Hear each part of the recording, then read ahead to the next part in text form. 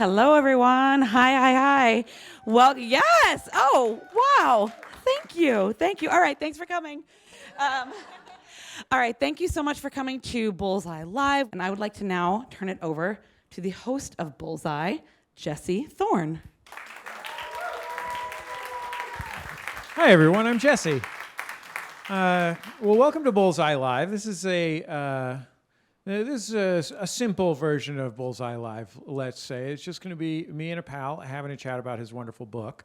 I'm so grateful to all of you for coming out. It's always a challenge to get people to come out to things here in Los Angeles. I've lived in Los Angeles for 15 years.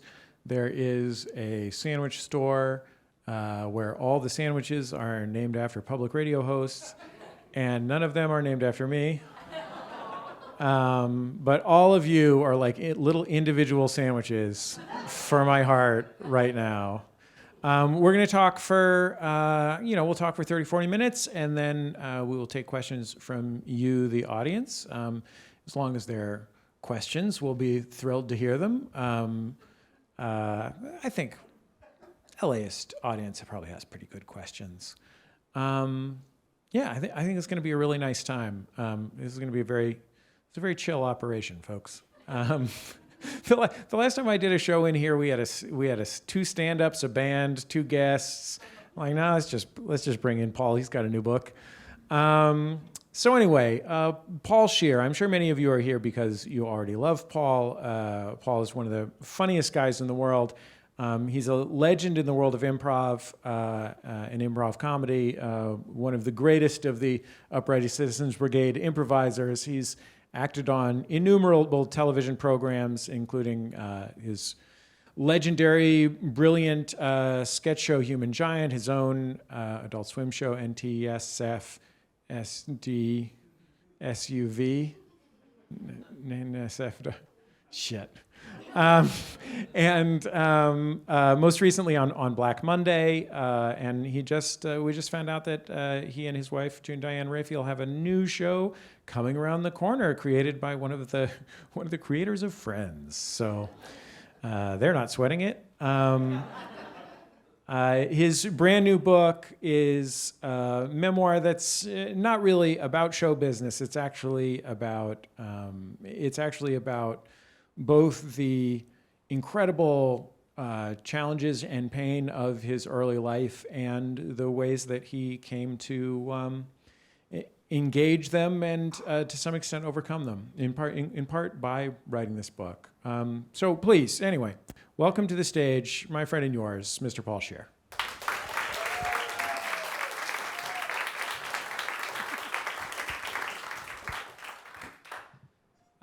Paul, I was going to bring my computer out with my notes. Yeah. And then when I was backstage, I looked at my notes. Uh-huh. There were two things on my notes. One was, I read your book. Like, I want to be clear. I have thought about this, but the two things that were in my notes, these are like the don't forget them things are, how and why are you so into the Clippers? Okay.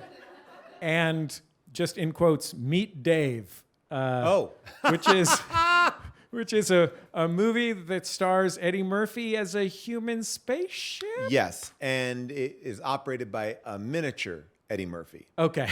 So which one of those do you want to take first? Because we're getting into the serious stuff right up top. Yeah, let's get into Meet Dave, because I feel like I don't want to alienate people with my love of the Clippers. When I first... I like that there's a basketball team in Los Angeles where when you are recording a show in Los Angeles, you can say, I don't want to alienate people by bringing up this local professional sports team. I am a diehard Clipper fan, and I understand that there's two teams here, and a lot of people have a lot to say. But I was talking about this today, that I travel with two hats. I have a Toronto Blue Jays hat, and I also have a Portland, Maine Sea Dogs hat. One's a minor league baseball team. The other is a Canadian baseball team, because I can't wear any LA hat outside of LA without people giving me a lot of grief. So those are my travel hats. Right. So and sometimes when I go to certain places in LA, I also have a travel hat. I'll have to take off my Clippers hat and be like, this area is more safe for Toronto's Blue Jays hat. No one has any issue with the Toronto Blue Jays. So meet Dave. I grew up loving Eddie Murphy. I mean, Eddie Murphy to me, there was no better. It was just, he felt young and exciting, and he was dirty, and I didn't know what dirty was, Not but physically dirty. No, not physically Vulgar. dirty. Yeah, he wasn't Pigpen, who also I'm very interested in. It just is like he just felt electric to me. So my entire life, whatever he did, I was first in line. I loved it. I had an Eddie Murphy standee in my room as a kid, like a little miniature, like cardboard cutout of him.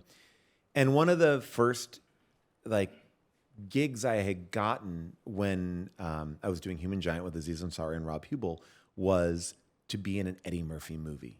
And I was like, I've made it. I'm going to be in an Eddie Murphy movie. And I got the script for Meet Dave, the Eddie Murphy movie, and I'm reading it, and I'm like, this is going to be great. Well, Meet Dave wasn't Meet Dave written by Bill Corbett from Mystery Science Theater 3000 originally? It had actually a lot of different elements in it. It was originally called Starship Dave.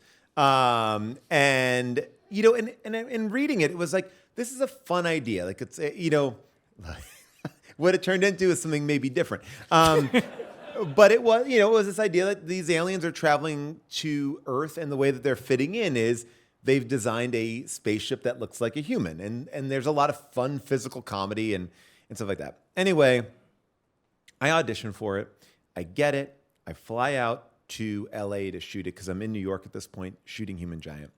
And the role I'm shooting is Lieutenant Buttocks. Now, Lieutenant Buttocks works in the butt, and of the man spaceship. Of the man spaceship, right? And my line, the way you meet my character, is he. It sounds so silly to talk about. The spaceship, Eddie Murphy, crashes into the planet, and we're doing a systems check, and they're like, Lieutenant Buttocks, report, and I say, sir, we had a gas leak. It was silent. It was silent, but not deadly, right? Great line. Great line. Nothing but the best. So I was like, great. Got it. How can I mess that up? That was from when Whit Stillman rewrote the script.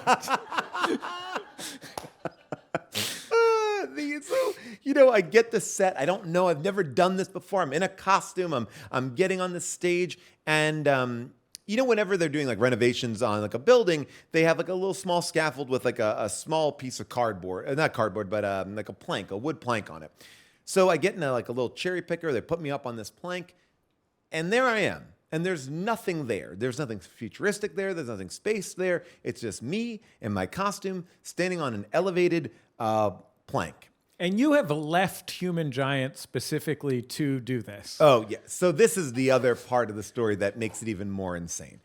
Human Giant was given a 24-hour marathon. We were going to be able to take over the entire network for 24 hours. MTV from Times Square, do whatever we wanted. This movie shot the Thursday before we were going to go live on air on Friday. So I left on a red eye on Wednesday night. I got in to LA Thursday morning, like 6 a.m. I drive right to set. I go to shoot this, knowing that when I wrap, I'm going to get right back on a flight, go back, land in New York, get on television, and then do that for 24 hours straight. It was an insane plan, but I couldn't miss Eddie Murphy. Yeah, but the great news is you got to do all this stuff, but you're going to not only be in an Eddie Murphy movie, but you'll get to be in a space set with Eddie Murphy probably. You'll become best friends. Everything about it was perfect. It was like life is happening. So like this is my moment. I am taking it.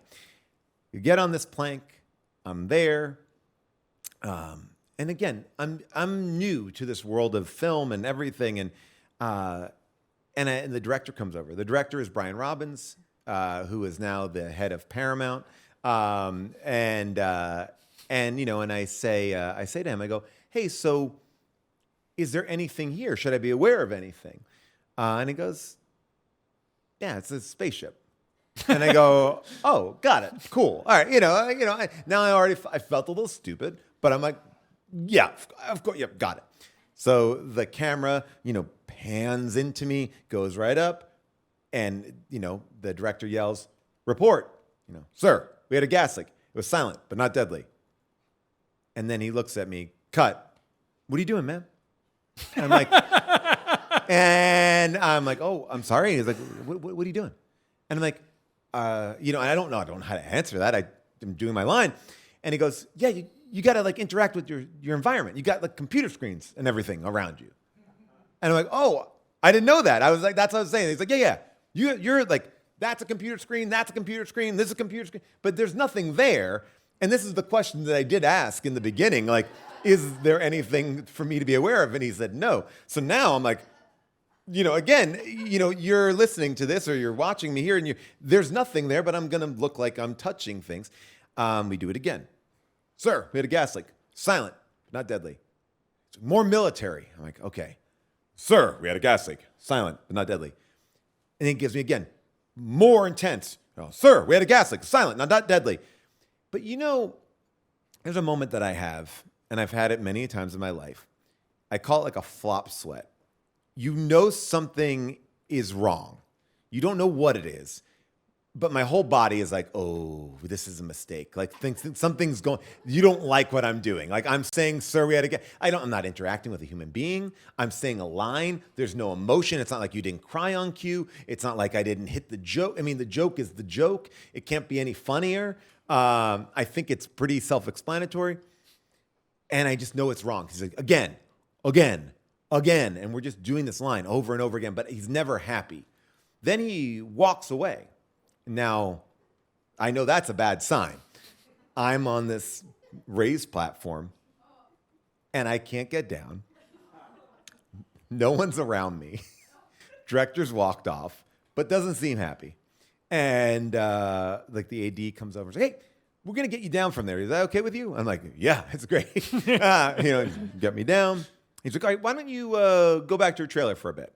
I'm like, okay. Was it okay? Now I'm nervous. I'm like, was it okay? He's like, oh, it was great. It was great. We're really happy. He tells you that there's a camera problem or something. Right. Yes, you're right. I'm sorry. I forgot about that. Yeah. He's like, yeah, we have an issue with the camera. Go back to your trailer.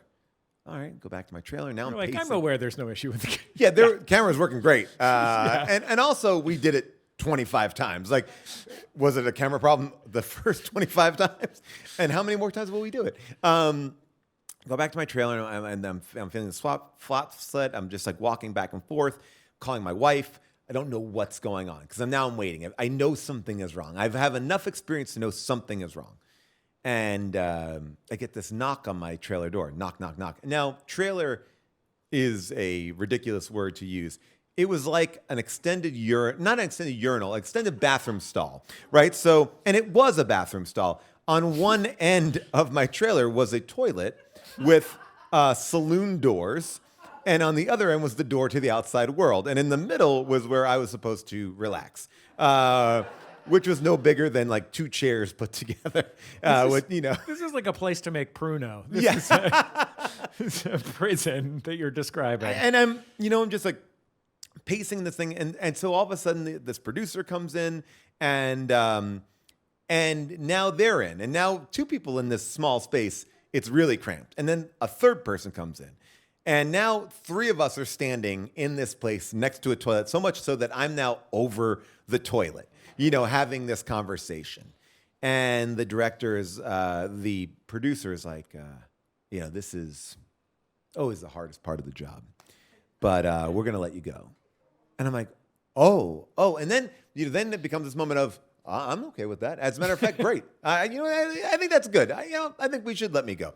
I don't know what to do. I don't want to feel like I'm professional. You are firing me. I didn't know that this is something that could happen. And and I go, okay, yes, okay. He's like, yeah, just we want to go a different way with it. Okay.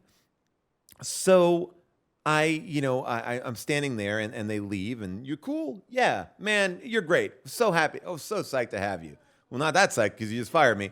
And he goes, oh, and by the way, let's get your smock. I'm wearing like a smock that has like a butt on it. And so they're going to take off my smock. I give it to them. Oh, I was going to wear that to the Oscars. And so I walk out. As I'm walking by the stage that I was just shooting in, I peer through the door and I see that smock on this guy. I'm like, that guy looks familiar. Then I see, I think that's the sound man. Why would the sound man be wearing my smock? I don't know. Anyway, and now I'm trying to keep a stiff upper lip. I'm signing out, from being fired. I'm like, all right, so here I'm signing out, and I'm walking back to my car just now depressed. Now I can let myself, I feel like like Bill Bixby leaving like the Hulk town. Like I've made a mistake and now I have to deal with it. And this guy comes running up to me. Hey, whoa, hey man, where are you going? Where am I going? I was fired. Oh no, man, you weren't fired. We wrote you a brand new part. I was like, oh, you did? He's like, yeah, come back in here. Okay. So they bring me back to my trailer. Now I'm not fired. I don't know what's going on. They sit me down. They go, Lieutenant Buttocks, here's the thing. It wasn't right for you. We knew it wasn't right for you. We got something better for you. And I go, okay, well, what is it? And they go, Lieutenant Kneecap. Okay.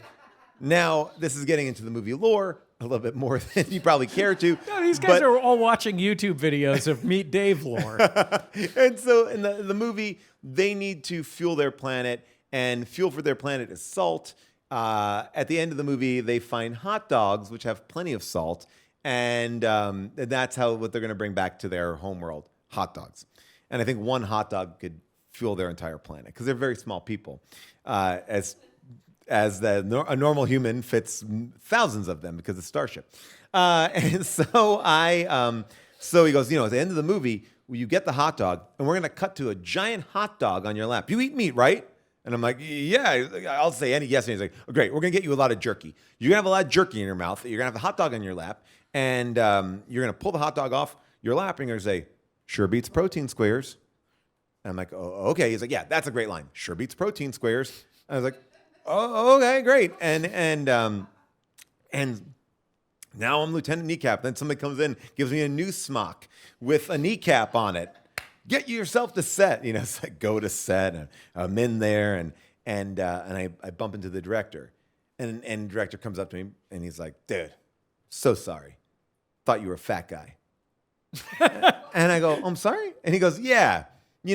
When you audition, I just thought you were a fat guy. And then when I saw you, you're not a fat guy. This is funny. Lieutenant Bugs has got to be a fat guy. And I go, oh. He goes, yeah. You're not a fat guy. I go, yeah, I'm not a fat guy. So You're like, I'm a professional humorist. Yeah, I'm like, I also don't know why the fat guy. And he goes, yeah, so I got the sound guy to do it. He's in every one of my movies anyway. And I realized this morning, I haven't put him in any of my movies. I didn't put him in this movie yet. So I was like, actually, he's a fat guy. He'll be in your movie. This is great. And I'm like, well, I got fired. So we shoot this scene. I do get to meet Eddie Murphy. It was a lovely experience. All that was really fun. And I do say, sure beats protein squares. And I feel like, okay, it works. Whatever. It's not that big of a part, but it's in my mind. I'm like, it'll be a memorable moment. And a week later, I'm back in LA. The Human Giant Marathon has gone off to a great success. And my friend who's also in the movie, he texts me. He's like, hey, are you here? And I'm like, no, where? And he's like, on set. I'm like, no. He goes, oh, yeah, we're reshooting the ending. And I go, oh, I didn't know that. He's like, yeah, we're reshooting the whole ending. And, maybe they didn't call you. I was like, no, they didn't call me. I did watch the movie, just the end scene. And they just reshot the ending. So I am not in it. But in one wide shot, there is a picture of a man with a hot dog on his lap whose face is obstructed, and that's me. And when the credits do roll, Lieutenant Kneecap is there. But there's no proof that I am in this movie. So here is my question to follow up on that. It is, I could pick 12 things. Yeah. To set you up to tell fun 5-minute stories about your career in show business. And that's not what your book is about. No. So why isn't that what your book is about? Why isn't that your book 12 funny things that happened to me on sets with famous people by Paul Scheer. Well, I think that's what the book was intended to be in a weird way. Like I sat down to write this book because after doing How Did This Get Made with June Diane Raphael, my wife, and Jason Mantzoukas, for 14 years, I've been telling stories like that. Very organically, these stories come up. And not a story like that because that's more of a professional story, but I'd be telling stories from my childhood. And they would always be shocked. You know, I tell them a story about how my grandmother told me, don't open the door to strangers because there's a rogue butcher in town who is kidnapping children and chopping them up and using them for chop meat. And I'm like, really? And she's like, oh, yeah, they caught him because one of the mothers came home. Their kid wasn't in his bed and started making dinner. And she looked down at the chop meat, and the chop meat looked back up at her and said, Mommy? And Jason and June, whoa, wait, what? I'm like, yeah, the butcher who killed kids. You didn't hear that story? The lovable story? And they're like, no, that's so crazy. And what happened is over the course of 14 years, those stories have been cataloged by listeners of the show. There's YouTube mashups. There were these Reddit threads of the most harrowing stories of Paul's life. And they're like, you should write a book. You should write a book. And at one point I was like, maybe I will write this book. Yeah, I'll write it. And I sit down and I start writing it. And what I realized in writing was like these anecdotes are fun to tell. And they are, and I can tell them on a podcast. I can tell them at a restaurant, at wherever, with friends. But the truth is like they're only one part of the story. And I think for a long time, I had been holding this part of my life very much a secret, to this point that, there are stories that my wife didn't really know about my childhood. There's stories that my best friend didn't know about my childhood. And as I started writing these stories, I starting off with this idea, like, oh, I'll tell the story about the butcher. Oh, I'll tell the story about, this. Another part started to come out because I started to tell the other side of it. And I looked at it and was like, oh, wow.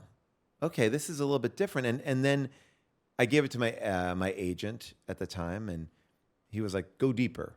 I'm like, go deeper? I already went so deep. What do you mean go deeper? He's like, go deeper. And I rewrote, and I was like, oh, okay. And I went a little bit deeper, and I handed in. I'm like, well, certainly I can't go deeper than this. He's like, deeper.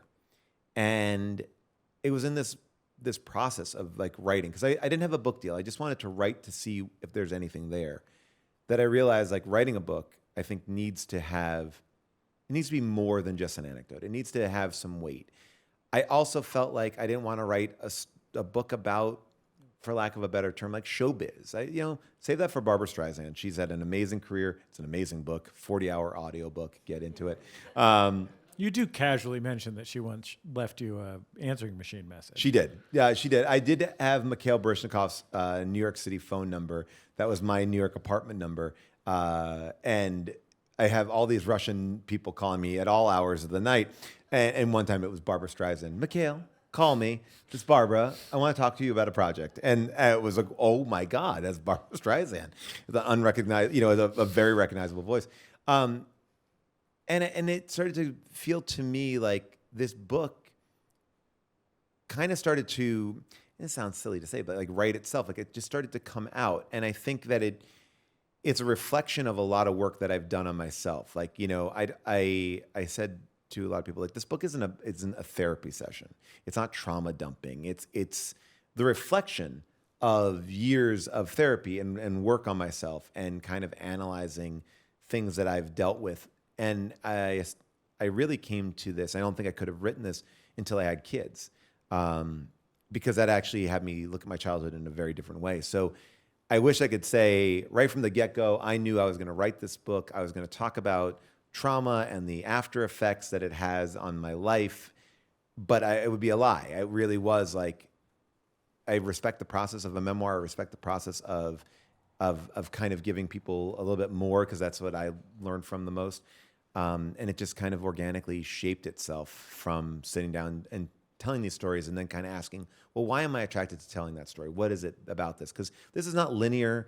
It's very much thematically, it tells a story, but it's not like, you can't say, well, this section is about my childhood. This section's about this. It kind of is all over the place. I'll tell you, like, one of the first times that I saw my current therapist, she goes, I'm probably not supposed to tell you this. And I'm like, oh, this is going to be good. Yeah. And she says, whenever you're telling me something really awful from your childhood, you're usually, I'm actually find myself doing it right now. She's like, you're usually smiling and laughing. She's like, we see that a lot in schizophrenia. It's called incongruous affect. And I thought, like, as I was reading some of the stories in this book, I thought of you, one of the most sort of charming and often outwardly affable people that I know, sort of smiling your way through these really dark things. Well, the book deals with abuse on a major level. My mom had remarried this man. My mom had gotten a divorce from my dad, remarried to this man who was incredibly abusive, verbally, physically, all these things. But it was a chunk of time. It was a bunch of years. And it was so commonplace, right? Like, so that, abuse is mixed in with trips to Disneyland. That's mixed in with, graduations. That's mixed in with life. Like, it wasn't like an incident. It was just your day-to-day life involved that kind of stuff going down. Right. And as a child, and especially a child that grew up in a time where there were no access to the internet. If I wanted to learn something, I'd go to the library. And because of my attention span, I would forget what I needed to learn at the library when I got to the library. So I'm not even getting that book to learn. You don't know what abuse is. You don't know. It's like, oh, my dad is different than my stepdad.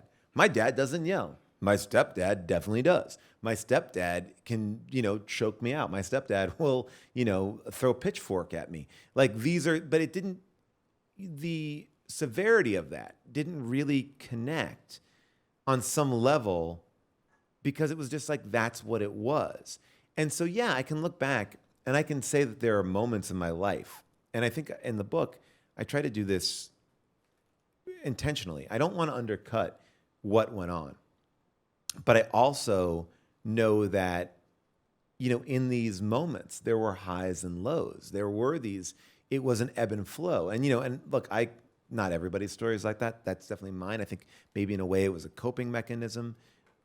But those things are real and those things are true. But there was also joy in my life, not joy from being abused, but there was joy around my life. So I think it is this mix, and that's where the title comes from, that Joyful Recollections of Trauma, which I had before.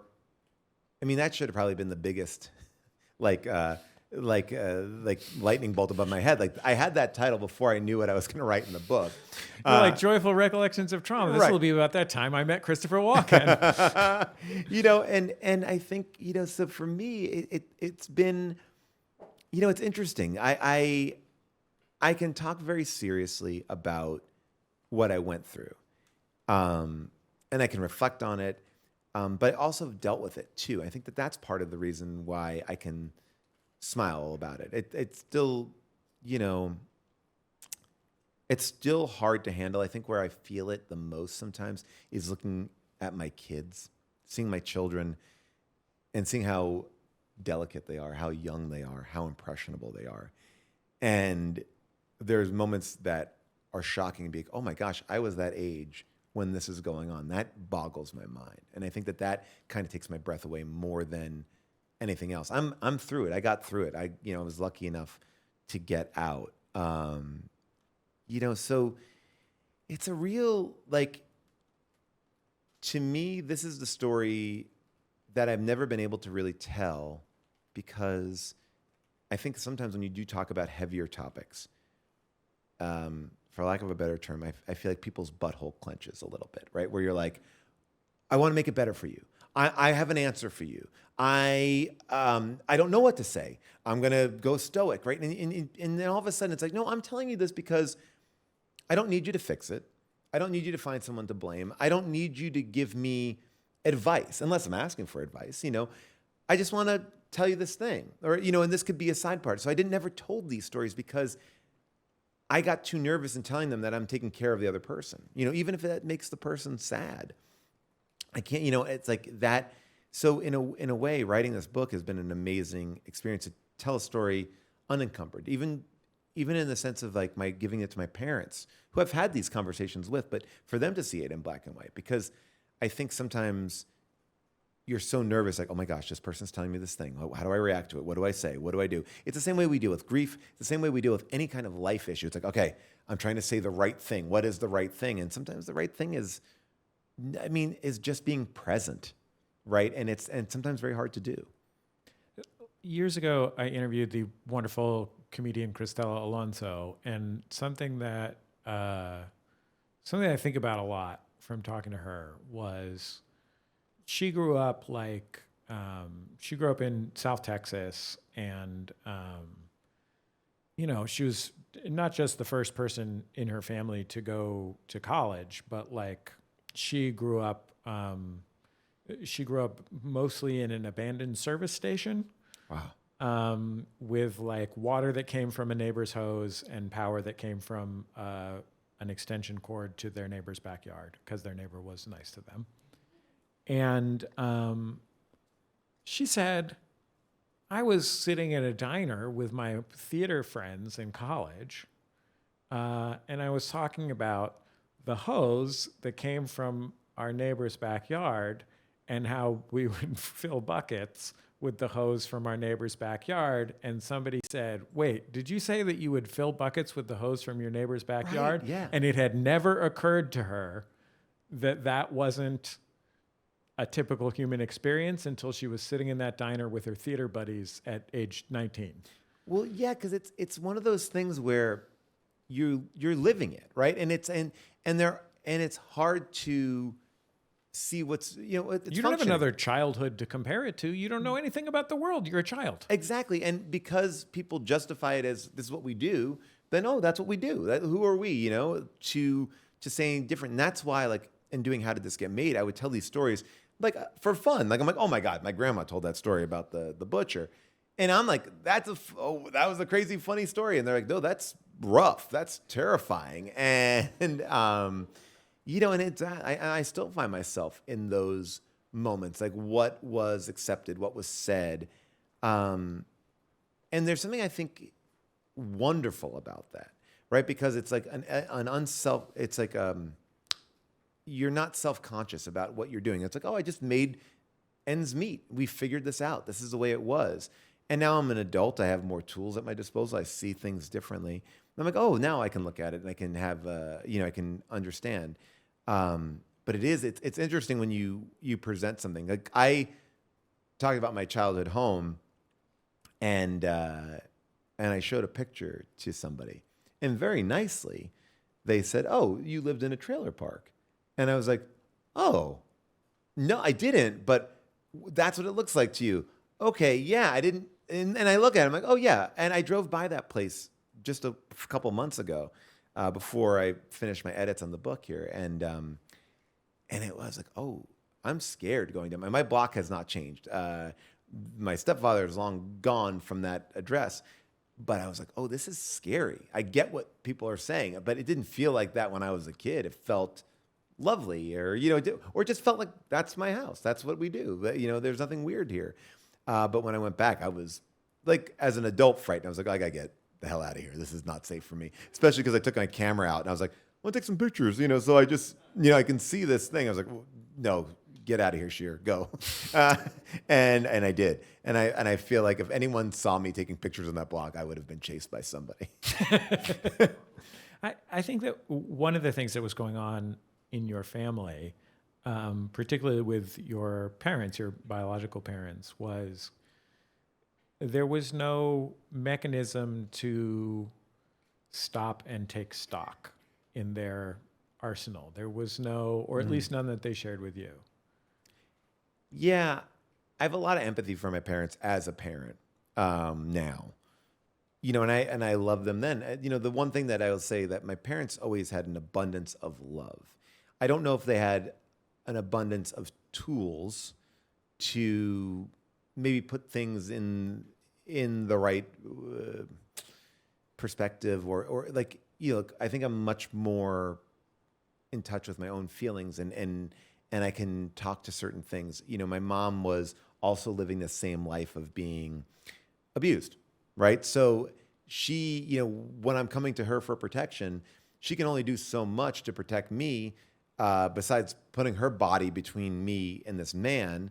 But she's never going to yell at this man because she's got to protect herself on a certain thing. My dad, I talk about this in the book too. My dad, is like, oh, I think you're exaggerating, or I don't believe this. Not that I don't believe it, but like, it was hard for him to face that, and I think it was hard for him to figure out what do I do? It was a lot of asking for help and no one knowing how to give help. And I can look at my parents and say, well, they didn't step in, or people say, well, your mom should have done this, and everyone could. It's very easy to look back and say everyone could have done something different. But we asked family. Family ignored it, right? Or did what was safe for them, which was not get involved. We went to a therapist, and the therapist was like, I'll be here and I'll protect you. And then, after 2 sessions of that, she's like, well, next time I'll protect you. If it happens again, I'll protect you. I mean, you're underselling that. Like that anecdote in the book really took my breath away. Well, yeah, we went to this therapist, and she's like, a family therapist. There's something going on in the house, obviously. And she's like, tell me what's wrong. And I gave her a laundry list. He did this, he did that, he did this, he did this. And so much so that she stopped me. She's like, I have enough. I don't need any more. I get it. And she looks at this man and she says, if you do this ever again, I'm going to take care of this. I'm going to call the cops. I'm going to make sure that I am now here to protect you, me. We leave therapy for a couple of days. It's good. Oh, this actually worked. He has somebody that's going to hold him accountable. Stuff goes back to normal. We go back to therapy. And I go, he did it again. He did X, Y, and Z this time. And the therapist goes, okay. If it happens one more time, then I'm going to call the person. And at that point, he was never going to go back to therapy. He got off. He got off scot-free, right? And it's like, well, that's the person we're looking at, that person to help us. Child Protective Services was called to my house because I was running around in my underwear with no shoes on in the middle of winter because I was locked out of my house and no one would let me in. And they didn't interview me. They interviewed my mom and my stepdad together, which is a crazy way of doing it because there's no safety in that. And they didn't do anything. So it's sort of this thing like, yes, I can hold, I think it's fruitless to hold my parents accountable when there are people also that are not under the fear of, oh my gosh, if I step up to this man, will I lose being able to visit my son? Or my mom, if I step up to this man, will I be hurt so much so that I can't go to work? Professional people who are paid to train with this, or trained to deal with this, didn't step up. And, and that also I think gives you this idea that, it gives you a real lack of trust in people, but it also is one of the reasons I think I had a hard time ever saying the word abuse, because it was justified by professional people. Well, it's not abuse. They didn't call the cops. The CPS didn't say it was a problem. And I think that's a tricky thing to get over that. Because when an adult says it is true, just like the water hose or whatever it is, it's like, well, yeah, that's what we do. We drink out of the water hose. That's fine. One of your stepfather's kids, who were mostly not a big part of your life, defends you in a moment in the book, and it's lovely that she does. She sort of has your back. She covers for you, really, and the thought that I had as a substantially only child myself was like, oh, right. And this whole time he was only childing it hard. Like every solution is to become more self-contained. Yeah. To like. Yeah. It's a crazy thing because you have to compartmentalize, and you are alone. There's no one to. That's the other thing too, right? There's no one else to say that's weird. Very much so. As an adult, I've found being an only child really difficult because it's like when you are dealing with parental issues, there's no one to talk to. I mean, I have my wife who's amazing, and wonderful in so many ways with my parents, but it's not blood. It's not like the blood of a brother. There's a way that you can deal with your parents that it's only, I think, only you can do as a child. And yeah, I've noticed, it's a very interesting thing. And again, I don't know any difference, but for that one little time in my life, I had that ally. Because you spent your childhood performing movies for yourself. Yeah. Hiding. Yeah. Hiding. I was an only child, so to me it was like I just was always playing. Like I was basically doing scenes for no one. I wouldn't do my chores. I'd hire someone to do my chores, which was me, and then I'd boss myself around, right? I was like that's fun. I loved hiding. I think I loved hiding because in a weird way it gave me this like reprieve. I didn't have to be, I think it was very vulnerable to be out in the house. This man Hunter was not an alcoholic, but I feel like in the people I've spoken to who grew up with alcoholic parents or a spouse or something like that, it's like you don't know what you're going to get. So hiding was a great way to kind of not get anything, right? I'm away. You can't find me. Oh, it's a reprieve. This comes up like once a month on the show, so I'm sorry to people that listen at home and are tired of me bringing up the Werner Herzog movie Little Dieter Needs to Fly. Have you ever seen Little Dieter Needs to Fly? No, I didn't even hear of this title. So okay, so it's this new to me. It's this Werner Herzog documentary about this German-American guy who was a POW in Laos. Mm-hmm. And it's a very harrowing film. It's an amazing film. I'm not sure it's a moral film. He sort of leads him through his traumas. It's really intense and Werner Herzog-y. But when he was a POW, he went hungry, this guy. And there's a scene where he's in his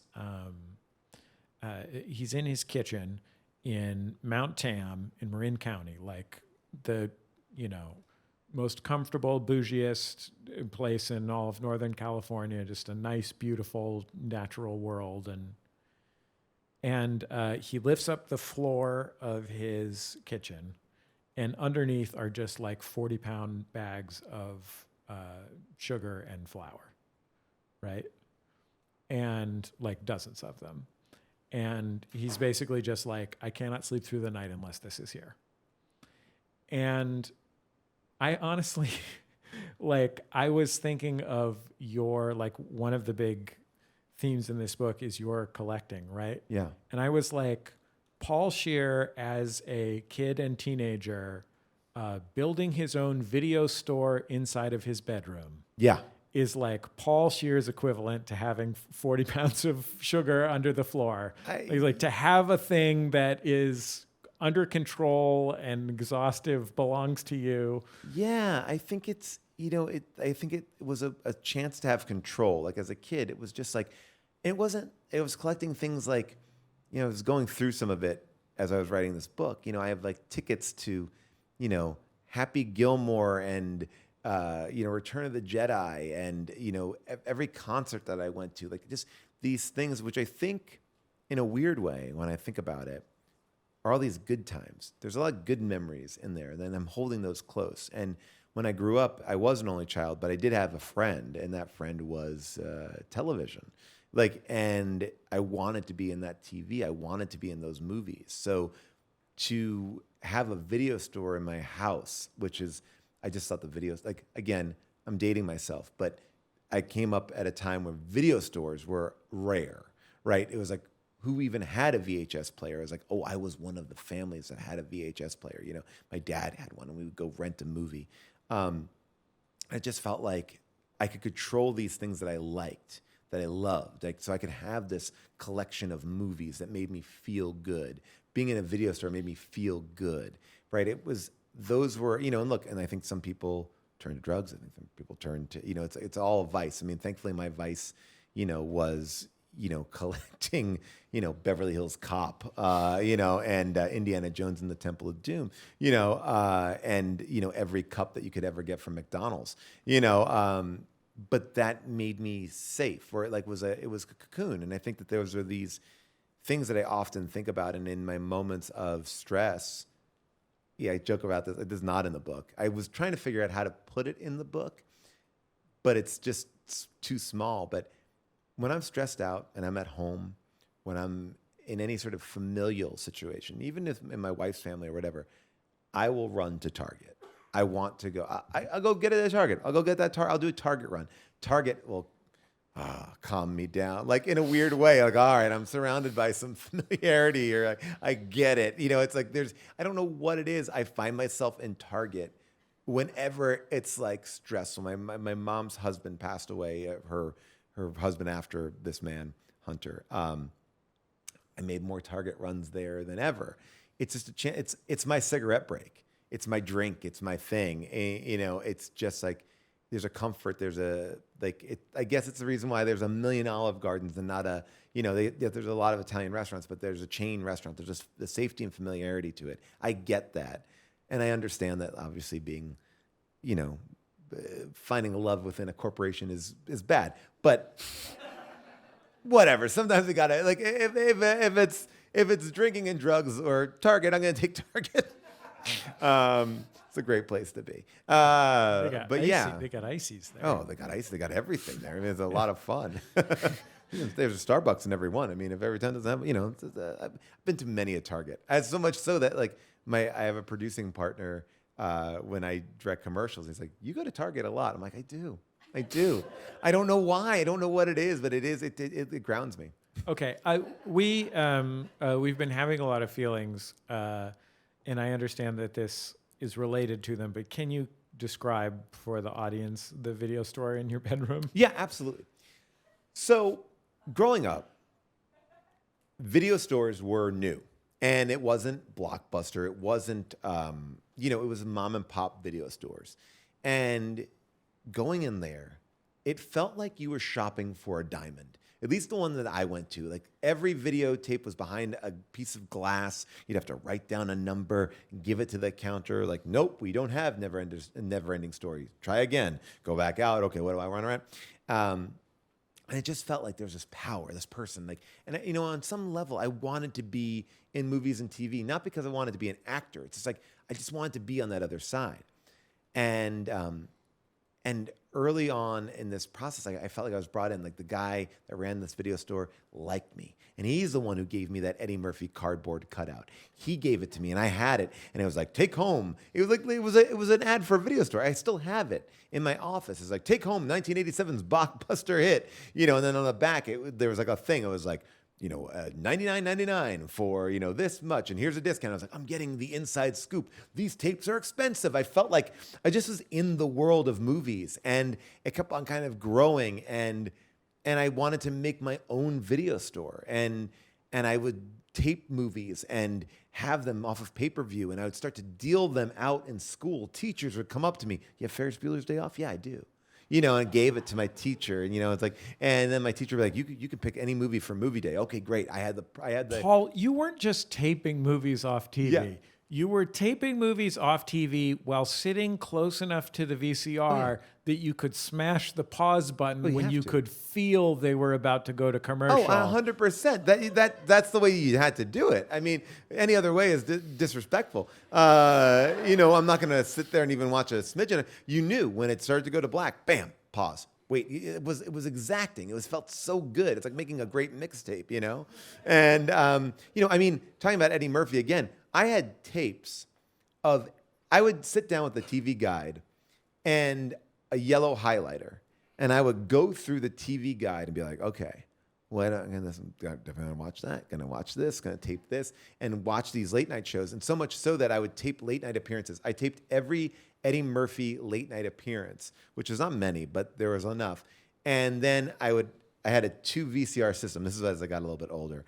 And I would like sit there and just cut the Eddie Murphy pieces out. So I just have a tape of just interview segments of Eddie Murphy, you know, and like that was there. So I did all this stuff. This is how hip hop was born. I mean, truly, I wish I had like more, it was more of a discernible skill, like reel to reel, but I was literally like, I was like, oh, Superman 2 on TV has extra scenes that the Superman movie that I rented doesn't. I'm going to splice in the scenes that I saw from the TV edit of Superman. I did it all. I loved it. You know, and it like was a sad day when TiVo came. Although I loved the TiVo, it was like that tactile sense of pause, record. Like that was so fun to me. I mean, I made my own radio shows where I'd put in commercials. I'd tape commercials to put into a radio show that I would play for no one, but just to do a radio show. You started doing improv as a teenager. Mm-hmm. You and your dad had been going from Long Island, where you grew up, into the city to go see short form improv. And your dad took you to an improv class that turned out to be a regular adult improv class. Yeah, because we got obsessed with improv. It was so fun. It was unlike anything I have ever seen. And I wanted to take this class. And my dad was like, yeah, we'll go take it. And, it's funny, again, I'm 14 years old at this point. And I'm like, I'm taking a class. Like, I've never taken a class where there's not just a bunch of 14-year-olds in it. And I walk into this class, and it's all people in their late 20s and early 30s.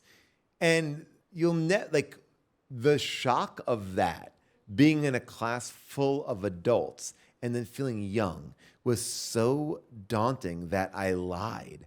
And they said, well, how old are you? And I'm like, oh, I'm 18. It's only 4 years more at that point. I thought I could pull that off. I just started college at NYU. No, I just started high school in Long Island, and I'm like, okay. And and they're like, oh, what are you doing? And I'm just I live on Long Island because it's cheaper. Oh, city rents, I'm just, and I don't even know what I'm saying. I'm doing these scenes, and it's like, oh, okay, you're in a therapist's office. I don't know what that is ultimately. Like, yeah, I went to therapy like once or twice when I was a kid, like I told you, but not like this. Or it's like, oh, you're driving in a car. I've never driven a car. I'm doing all these adult scenes, and it's like, oh, my husband wants to divorce me. I'm like, hey, I am play acting as an adult, and I'm learning. And, when I don't, when I make a mistake, they're like, oh, that's a funny choice. I'm like, yes, it was definitely a choice, not my lack of knowledge of what adults say and do. So much so that I would go out after class. I begged my dad, I was like, can you not pick me up after class? Can you let me wait a little while? We'll go out to lunch with these people and hang out with them. And one time, one of the people I was in class with pulled out a joint as we were walking in Central Park. And I was very, a kid that really wasn't around drugs, wasn't really around a lot of alcohol. And we pulled out a joint. I freaked out. I was like, this is a drug. Whoa, drug addict. What the hell? What's going on? This guy's addicted. I'm like, did you see that? I was shocked at the slightest joint that you would ever see. And I remember because I had given out my number to people in that class, and they would call me during the week, like, hey, what's up? You want to come get a drink? No, I'm exams, and I remember I was talking to one of the women on the phone that was in my class, and we're talking, and I was like, can you believe that guy had a joint? He had a joint. And she's like, yeah, so? And I'm like, I mean, do we need to call somebody? Is he yeah, we need to call somebody. Like, we should. Well, who do we call? I was obsessed that this person was a drug addict. So there's those things. And, I didn't put this part in the book, but there's this moment where years later, now I am a freshman in college. I am at NYU, going there to be a teacher. And I start going back to Chicago City Limits is where I started taking this class, and I'm working the box office. And that woman who had called me came back in, and the person who was running the theater was like, oh, did you know this is Paul? He's just moved, he's new. He just came, he's college freshman. And it was like, I just saw her, I'm like, she's like, wait, what? And I was like, yeah, at this moment where we had this, so you lied to me for that year and a half. I was like, yeah, I did. And there was this weird moment of, I was caught, and it was just this nice moment, but also for a long time I was living this lie of being this, I told them all that I did a semester abroad. That's why I couldn't take level 2. It wasn't because it was on a Wednesday. I could take the class with them on Saturdays, 12 to 3, because that was easy to do. I couldn't take a Wednesday 7 to 10 class. So I said, oh, I'm doing a semester abroad. And then I was able to get rid of them and never see them again. But yeah, so I was finally busted years later. You, when you were in college, were in a touring company of Yeah. Chicago City Limits. You were getting paid to do improv. Paid is a generous term. Sometimes getting up to $50 a show. But you were getting actual money. Yes. And you went to see an Upright Citizens Brigade ASCAT show. They're sort of the original core members of the UCB's still signature long-form improv show. In a theater that preceded the original Upright Citizens Brigade theater. It was like a walk-up theater. I never went to a 5-floor walk-up theater, right? Apartment, sure, but a theater was wild. So what was different about that, and how did it affect your life? I think what was interesting was very much to what I was just saying. I was often a child or the youngest person in a world full of adults when I first was starting doing this, and especially at Chicago City Limits, touring around the country. I was the youngest. I was touring around before I could even drink, and I just kind of was, it always felt like this is not me. These are not my people. Like they are, but they're not, right? Only because of the age difference. And I saw UCB, and it's a terrible term to use, but I don't know how to say it anymore, but there was this punk rock vibe to them. We had to wear shiny shirts. It was a big rule in Chicago City Limits. Shiny shirts and khaki pants with dress shoes to do improv, right? That was our uniform. I had a nice shiny shirt. And I saw UCB, and they were in ripped jeans, and they were in T-shirts of like bands, and they were drinking beer on stage. And their scene work was, besides being exceptionally funny, like edgy to a point of like, I've never seen this. I've never even seen anyone tackle anything like this. I imagine it's very similar to anyone probably about my age who saw Mr. Show for the first time. Just like, whoa, like you can do this. And that was when I knew that's what I want to be. I want to be in this world. Like I was in this other world that I was happy to be in, content to be in, but no one there was like an actor. They were all like, oh yeah, I do this for fun, or they would do it and then like, oh, I decided now I'll get into real estate now, like they weren't even like, they weren't accelerating theater, but UCB was like this cool place. And when I first saw it, it was, less than like 25 people in the audience. And it was like, and people on stage were, yes, the UCB4, Amy Poehler, Matt Besser, Matt Walsh, and Ian Roberts, but also like Tina Fey, Rachel Dratch, Adam McKay, all who were no one that you would know. They were people from Chicago. They may have just gotten hired. Maybe they didn't even get hired at that point for SNL. And I was just blown away by them.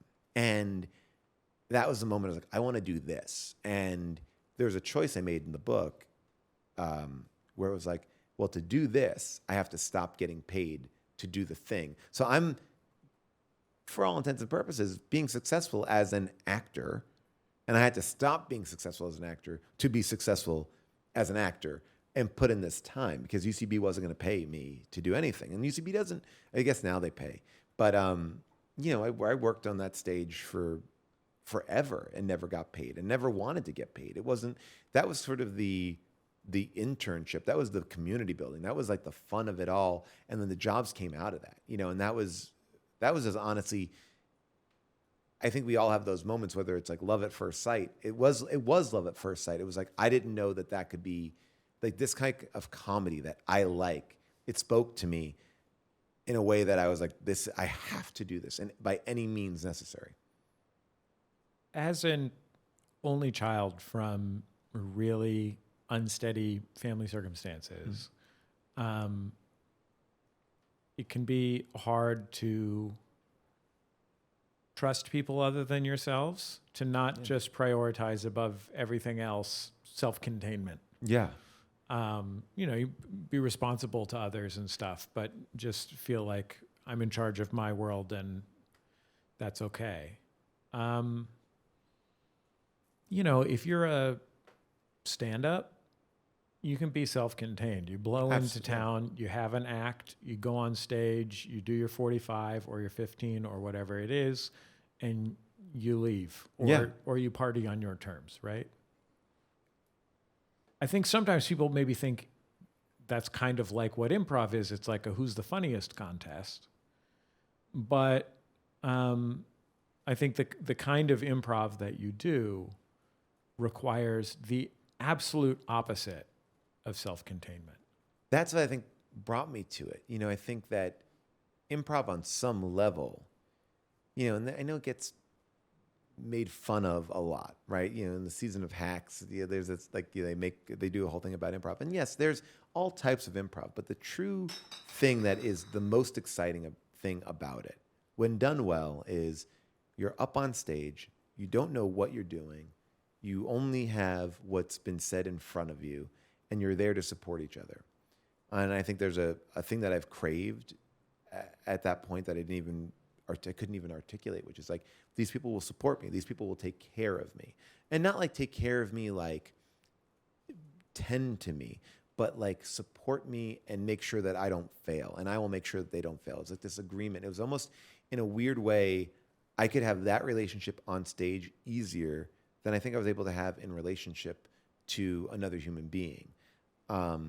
Because it was like agreed upon, this is the rules of this. Relationships seemed more nebulous, to a certain extent. And I love collaboration. I love working with other people. I love multiple minds making something better.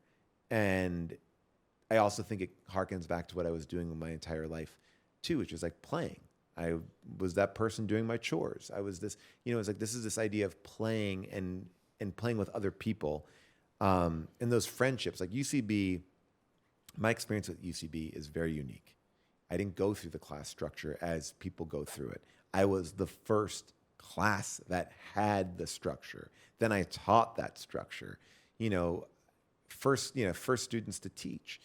So it's warped, and I can't speak to like what the UCB is, because I came in where I was doing 5 shows a week with the same 25 people. And those are the same 25 people I work with to this day, not exclusively, but to a large part. And it has nothing to do with the UCB as much as it is like finding that community, those people that support you. And I think that was my first true like trust of someone other than myself. And I think that, in writing this book, I'm able to see those things a little bit clearly, more clearly than I think I ever acknowledged. But that truly is what improv meant to me. I don't think I couldn't have found that in stand-up. And like I said, it wasn't like I didn't want to be an actor necessarily. I wanted to be in my shows, which is different. It's a slightly different thing, right? I didn't have any obsession about like being a star. I just wanted to be like, I wanted to be on the train that, they rode around in silver spoons. I wanted to, I'm sorry, that's a very deep cut reference, but some of you got it, and I appreciate that. I wanted to play, and I played, and then I found like through that I could open up other doors, and that to me is, it was just finding my group, and then I think that opened me up slowly but surely to more and more real life opportunities. Your wife, June Diane Raphael, is also an improviser, a sketch comedian, very brilliant comic actress.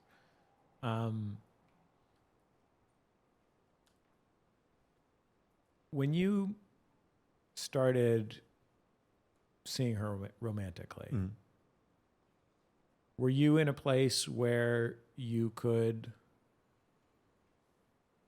trust and connect with someone in the way that is required to? Yes. But it was almost an experiment in a way, because I had, we talk about this idea of trauma, you get out of it, or at least this is how I felt like it. I got out of this abusive situation. Oh my God, we got out. Great. That's behind us. Close that door, put it in a box, put it on a shelf. We're not going to talk about it. My mom and I kind of erased it from our talking about it. My mom was married to my dad, and now she's dating somebody else or whatever. Like, this man, Hunter, was just erased. And I felt for a long time that was the way to deal with it. I'm over it. I have no anger towards it. I'm fine. Did I do any work on myself? No. I just closed the door. And to kind of compact a whole few things, I started to realize in relationships I was having problems. The relationships were running the same course multiple times. We were breaking up. There was this this difference. Like I was never really trusting. I was waiting for the other shoe to drop. I just felt like, I remember I said, like this girl I was dating said, "Oh, I love you." And I said, "No, you don't." And that wasn't, and it wasn't to be like, it wasn't to be mean. It was just like, no, of course you don't. Like, how could you? No, you don't. And that's where I was, and we had these breakups, and I think for a while I was like, it's their fault. Their fault, it's like, I'm cool. They don't get me. But we went to, one of the girls I dated for a while, we went to couples counseling, which I'm kind of mixed on in the grand scheme of things. If you're dating and you're going to couples counseling, just end it. At that point, like, why? Let's see, it didn't work out. Then move on, Or have some kids and then go right? to Yeah. No, I think raise the stakes first, yeah, and then If you are having any trouble in your relationship, definitely have kids. That's a good rule of thumb. And so we went for like 2 or 3 sessions. It was clearly not going to work out. And the therapist said to me, and my girlfriend at the time, she just took off. She's like, "I'm out. Peace. I'm going to California." She left. And I called the therapist. I said, "Just so you know, she left for California, so we can't come in next week. I think it's over." And she said, "Well, would you like to come in?" I haven't been back to therapy since that fateful time, that I went when I was a kid. And I was like, sure. And I think at first I went just to be like, I'm going to prove to her I'm the better person. I didn't run to California. I'll go back. She'll see that I'm right. Like, I've always known I've been right. I've never been the problem in a breakup. And she said to me, we were sitting like, kind of like this without the microphones. And she pulls out from under her seat a yellow wiffle ball bat, which was daunting. And I've never seen done ever again. And she goes, "Take this, and I want you to beat up that couch over there." And I was like, "What?" And I was already doing comedy at this point. I was like, "Nah, I'm okay. I'll just talk to you." And she's like, No, I want you to hit that couch. I want you to beat it up, and I want you to yell at it. I'm like, "I'm not going to yell at a couch." And she's like, "Just do it." So I'm like, "I'm mad. I'm so mad." I'm like, and I'm not, but because I see myself doing it.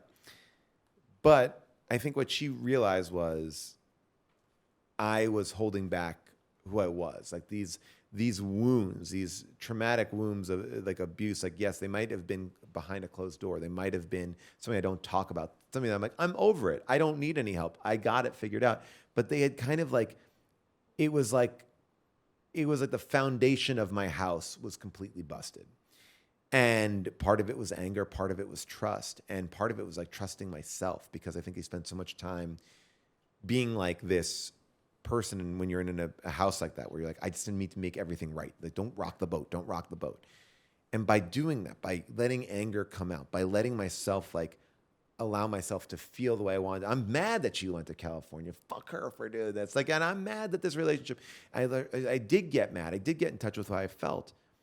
And I started to realize that there was another person underneath this facade that I had that was just it was just a cover that I put over myself that was not a fully functional person. And so, to your question, that's when I started dating June. But it was dating June was an experiment to myself, which was, and partly a little bit motivated by my therapist, which was like, can you do everything different? It's very much a premise of a bad rom-com, right? Like, I won't be that guy. It's like, don't tell her it's me with Steve Guttenberg. I'll be the Australian motorcycle guy. But it was like, you know what? I'm going to go to this relationship. If I don't want to do that thing, if I don't like that thing, I'm going to say it.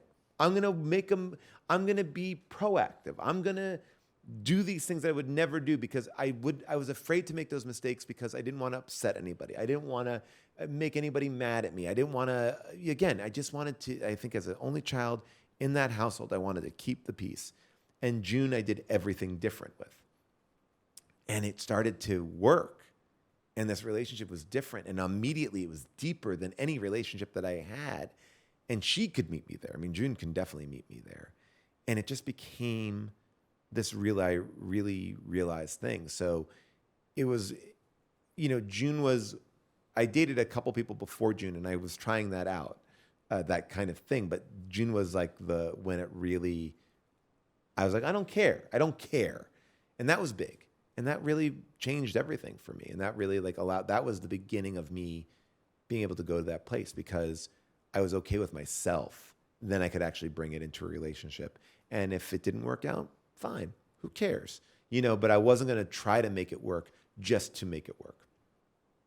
I'm sort of like a proxy for the audience here. And I think everybody's probably thinking about the question you avoided answering, which is, how did you become a Clippers fan? Yeah, well, you know what? I was about to bring that back. You're from Long Island, I'm from Paul. Long Island. I grew up a Knicks fan. I love the New York Knicks. Saw all these New York Knicks games. Knicks are a team that is tough to follow. We got close and couldn't get it. And I moved out here to LA. It's not a gravy train like the Clippers. Yeah, right? Amen. And So tired of these front-running Clippers fans. And I came out here and I knew that I was going to be in Los Angeles. And probably I was going to have kids at one point. And wouldn't it be fun to have like a team that they could like? I don't love it when I meet kids from LA who's like, we are Cleveland Cavs fans. I'm like, well, are you really? Just be the fan of the thing that you are. Like, you're in the town, be in the thing. I was like, Paul, I want to. My kids are Giants fans. I want to make that clear. My kids are Kansas City Chiefs fans. I don't know why, but it's the whole household adopted that. But I wanted to have this experience with my kids. I want to be like, this is our team. I'm not going to wait for the 2 times a year the Knicks come and play the Knicks can play the Lakers and the Clippers. We're going to be Clippers fans. It was a fun time to get involved. Doc Rivers was there, CP3, Blake Griffin. It was like, okay, this would be fun. And it was cheap. And I didn't have money. I couldn't go from Knicks to Lakers. That felt cheap. That felt like I was cutting ahead. And it felt like I couldn't do that. So yeah. I became a Clippers. No disrespect to people born into Lakers fandom. Oh, gosh, I love Lakers. But if you fans. chose it, you're probably a jerk. Look, here's the thing. I understand that America's basketball team is the Lakers. I understand that for a certain population, Dallas Cowboys are probably, maybe that's changing now, but like those are the teams. When I go to LAX, yes. Are there only Clippers jerseys up at the store? Sure. That's weird, but okay, but it's changing. It's slowly changing. And I just think it's been so fun to have this like thing. And I've gotten so into it in multiple ways. I think that there's something really fun about sports. I'm not like a jockey kind of person, but I love the drama of a team. I love the ups and downs. It sounds silly to say, but the improvised nature of it. They win, they lose. You don't know what the outcome's going to be. It's surprising. New things come in, new things come out. My son is so into basketball, and it just becomes like, I don't know. I think as a fan, as a collector, as all these things, I have just really given over to this, and it's a high and low thing. I've had a lot of great friends, and I think that there's an underdog status to it that's really fun. We'll get them next year. is a nice way to be. It's like it I think for all of us, especially in this town. All right, let's try it again. You did something, it worked, it didn't work. Here's the thing, this is the joke about this town in a weird way. Like, you do something and it works, and people are like, well, what do you got next? And there's no guarantee that next thing is going to work. You do something that doesn't work, and it's like, well, I got to do the next thing. And you just have to keep on going. And there's something about the Clippers in some way. They have been through a racist owner who made them reuse bandages, right? They went through this thing where, like, in the middle of the first time they're ever getting any success, a racist tape of that same owner drops. That shocks the NBA, and so much so the players are like, should we not play because we don't want to play for this racist? Then they get this player, the transformative NBA player, then he gets injured and he's out for like. First of all, he gets injured in the playoffs, and then is out for a year. And it's like, there's this up and down, but you get back up and you keep on going. And there's something really interesting about sports, like you can't quit. That long after I'm dead, the Clippers, will be going the same way. It's like there's something about that, I like that energy. It's like, keep on going. Here we go, another season, new thing. Let's go. And it's a good memory for me to be like, move on. Next game, move on. And I think it's an important thing in life and in as a parent, as a partner, as a creative, it's like, all right, learn from that, and you got to keep on going forward. You can't just keep on watching the tape from the last game. You got to go to the next game. I got a sign that said no Q&A, but I bet there's one great question that doesn't even have to be on mic. Anybody? Yes, you right there. Oh, the mic is coming for you. You're like, regarding the Arab-Israeli conflict. Finally. No, in writing a book like this, I guess there must be an element when you're writing it that you're thinking some of the people in the book may end up reading the book. Yeah. And I just want to know how you approached the material with that in mind. Yeah. Let me restate it just for the radio. So you read a lot about your parents in this book, including your disappointments and anger with your parents, who, as you said, loved you very much and love you very much. Was it hard to write knowing that they were going to have to look at that? Yes and no, in the sense that this is my story.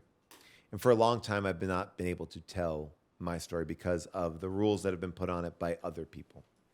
Everything I say in this book, I've said to my parents over the course of years. It's all here in this thing. I also tried very hard not to tell my parents' story. They have a different story. I don't even get into the abuse that my mom suffered, or because this is not a court document. This is everything that happened. This is a story about me. My parents are characters in that. And the only fear I had was, what are their friends going to think? Right? Because that's the only people I truly cared about, because I know how much I love them. They know how much they love me. We have a great relationship. We both, but I didn't want this to be used as ammunition against them in any way. I know I can't protect that from that, but I did multiple passes on their things to just make sure it was clean in that way. This is not a burn book. There's a few people I talk about in here, and it sounds maybe like I don't want it to come across narcissistic or egotistical, but everybody in this book, it doesn't make a difference. Ultimately, it's like, yes, this is my situation with my parents, but it is more about a journey. Like, oh, I have a moment here where it's like, oh, somebody that was a mentor or that somebody was a teacher I heard talk about me. People are like, well, who is it? Who cares? It doesn't make a difference. It's not that. It's not that sensational, right? It's really just like, well, what would you do when you're put in that situation? And I think in a way, I wanted to make it vague. Some of my best friends here, I kind of just like, I shave off even their descriptions, because I hope that the book is more universal than a story about me. This is not a story about, well, I was on set, Mel Gibson said this and so-and-so said that. I was never on a set with Mel Gibson. I don't know where that came from. Mel Gibson said something really awful. Weird, yeah. I was a valet on the Pacific Coast Highway. But no, so, I think, I'm going back to like one of your first questions. Why didn't I write that book? I think there's a book. I think that the things that I learn from, the things that I grow from, are when people share something that's personal and real. And I think that sometimes celebrity and showbiz, it's like, well, how relatable is that? Like, that's a very specific niche circumstances and set of things. And while it may be funny, I don't know if there's any legs to it, right? And when with this book, and whether it's talking about finding out that I had ADHD in my 40s, whether it's, dealing with abuse, I've had so many amazing conversations with people who can identify with that. I don't think people can identify with being in an Eddie Murphy movie as much as those things, oh yeah, well, that's like my grandma who, who is Jeff Garland. Yeah. So to me, I've always grown by people sharing like this thing. I talk about this a few times, like not in the book, but Paris Hilton wrote a great book, I think, or a book that has a great middle. The other sides are a little bit more whitewashed about like, I never drank in my life. I didn't do, okay, we don't get into all the specifics, but there's a section in the middle where she talks about going to this boarding school where kids were killed, essentially. They were overworked to death. I didn't have that experience. I can identify with that experience. It brought me into that experience. And that was the most relatable part of her book for me. I really liked the book. But I feel like that was, and at the end, when I was doing these final passes, my goal was to do something that relatable, not so specific. So yes, people have read it. My parents have waves of emotion about it. And I'm happy to ride those waves with them. But I also know that nothing in here is untrue. Nothing in here is totally harsh to them. And, if Sam Jackson wants to talk to me about telling me to go fuck myself, which he didn't even know he did. I was just a kid walking down the street. I'm sure I'll take that conversation up with him. But besides that, I mean, he didn't know, and it's probably one of the best things that ever happened to me. Honestly, to have Sam Jackson drop the F-bomb on me, just walking down the street, just by looking at my face as a 20-year-old New Yorker, best experience ever. I wouldn't take that away for anything. Paul, when you were a kid, you and your dad made a trip to California. You bought a guide to shooting locations, yes, so that you could stalk celebrities. Right. Well, let me tell you, I didn't buy a guide.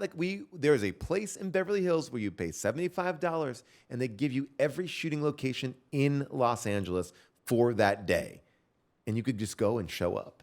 It Right. was a stalker's dream. Yeah, just look up stalker in the yellow pages. Yes. And And it was a time when they brought me into sets. Do you want me to tell that?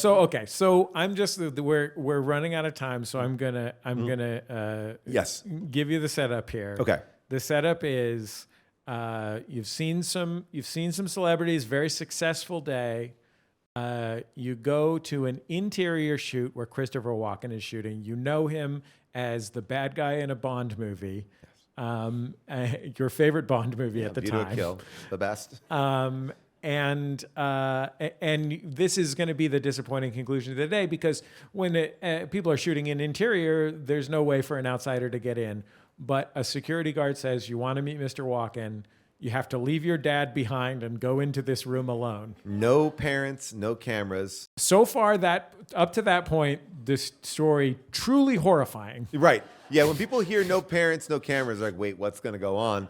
I'm led into this warehouse. The door closes behind me. Security guard stays outside.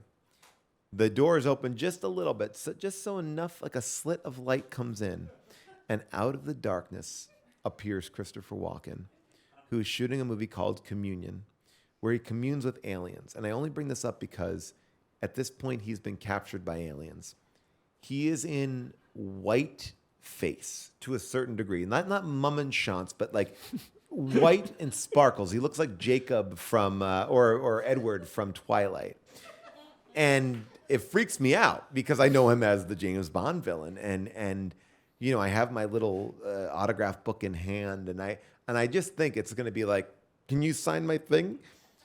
And he wants to talk. And he's like, the light hurts my eyes. And I'm like, okay, great. And he's like, explain why we're in darkness. And he's like, do you believe in aliens? And no one's ever asked me this. I'm like, yes. And he's like, good. We're making a movie about aliens.